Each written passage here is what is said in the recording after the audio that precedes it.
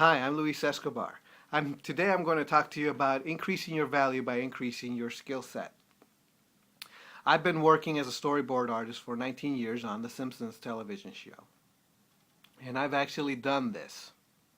I'm going to talk to you about this because I've actually been asked to talk to you about this. I've been asked about ways that will help artists continue keeping their jobs, making themselves more valuable, and that's one of the things that I personally think you need to do is create value, make yourself more valuable as an artist, and then you'll have more opportunities to keep your job or to have more work.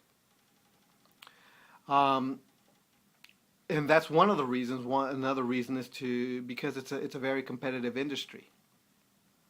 And the more skills that you've got, the better, like I said, more value you've got. If you're already working in a studio and they need something that you can provide, why not offer those services once you're already in? Now, I'm not saying that your portfolio should be everything you can do. If you're getting into the industry for anything, for example, storyboarding or animation, your portfolio ought to be, for storyboarding, storyboards. For animation, animation. For character design, only character designs. Don't be putting paintings, don't be putting animation if you're trying to do character design, if you're trying to get a character design job. It's just, that's not the point. Once you're in the position, once you've got the job, once you're in the studio, once you're doing the freelance job, then you could offer these other things. Then you can show that you can do a little bit more. And please take this with a grain of salt when it comes to freelance illustration, because I've only done it for a year. I only did freelance illustration for 1 year. I haven't done it for more than that. I don't have a whole lot of experience just living off of being a freelancer. Whenever I did do any kind of freelance work, I usually did it while still working at the studio on The Simpsons. So I don't have too much experience of just living off of freelance. So one of the things that I did was, while working on the show, I also took classes on the side.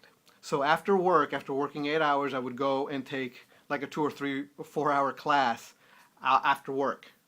All right, I did this for about 4 years. And I was fortunate enough that at the time there were a lot of schools that that taught animations things, different disciplines, character designs, animation, and different things like that.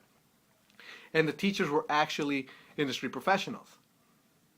So I took animation classes from animation artists, Disney Disney animators, Warner Brother animators. I actually was taught by animators how to animate in these classes. I was taught taught character design from character design artists. I was taught development, feature development art from feature development artists.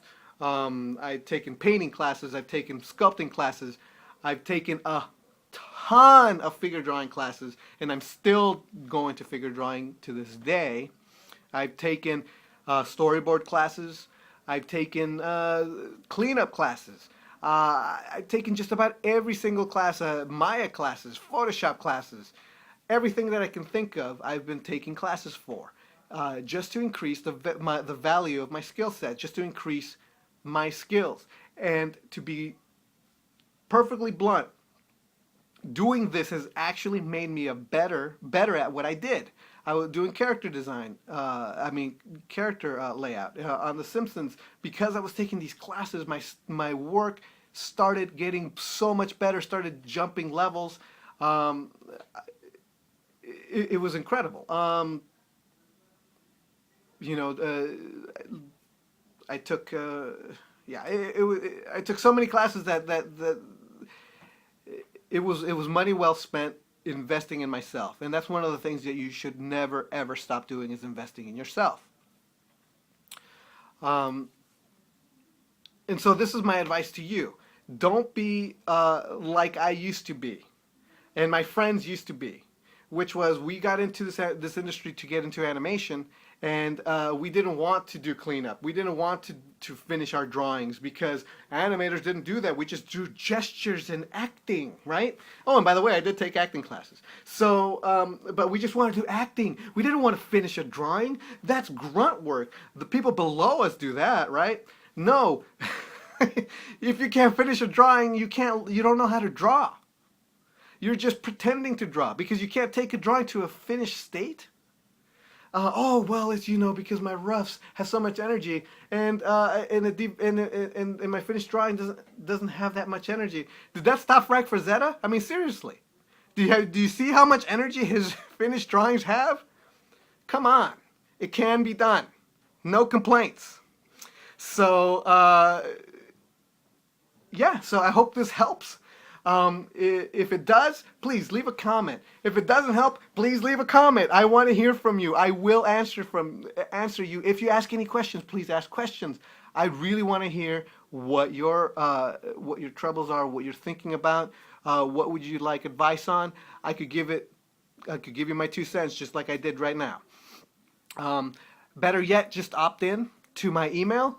That would be awesome because you will get a little bit more advice. You'll get a little bit more direct access to me.